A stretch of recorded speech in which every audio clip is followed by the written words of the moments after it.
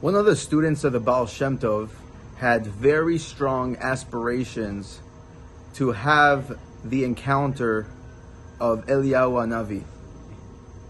And so he did everything that was prescribed to have such a revelation. He purified himself tremendously.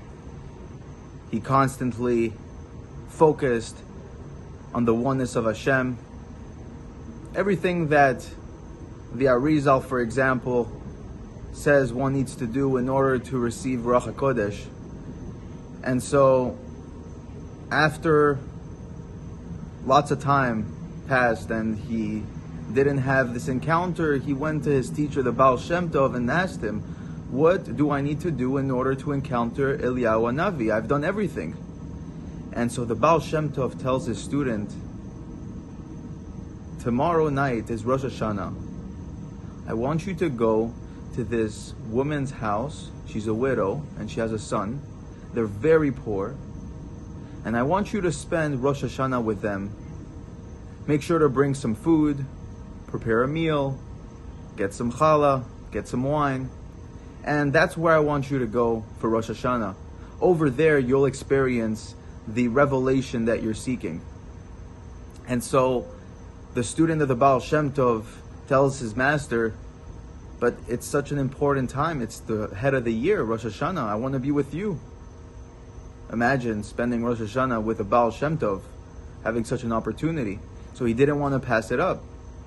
But the Baal Shem Tov insisted that if that's what he wants, to have this revelation, this is what he needs to do. So he doesn't continue to question his master. He prepares food. He prepares some challah. He gets some wine, and he heads to the address that the Baal Shem Tov gave him. And he arrives. The house is not in good shape.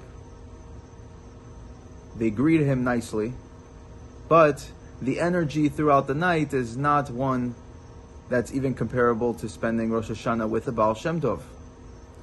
And so he tries his best to keep a good spirit, to bring light into this house. And he goes home. After Rosh Hashanah, he goes to the Baal Shem Tov and tells him that truthfully it was not such an inspiring meal.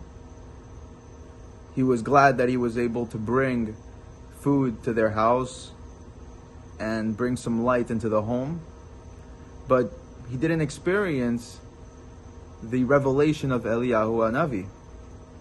And so the Baal Shem Tov tells him, I understand. What you need to do is do the same thing tonight.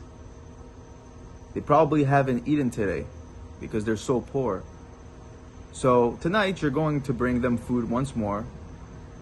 And this time you'll have the revelation of Eliyahu HaNavi. And so he says, okay. So he prepares food. He heads to the house. And as he's getting closer to the house, he hears the little boy crying hysterically that he's hungry, that he has not eaten. And he's asking his mother, what are we going to do? And once he gets to the door, he hears the mother replying to her son, don't worry. Just like on Rosh Hashanah, Eliyahu HaNavi came to us and brought us food, brought us wine, and brought us something to eat, so too, tonight Eliyahu HaNavi will come and bring us what to eat.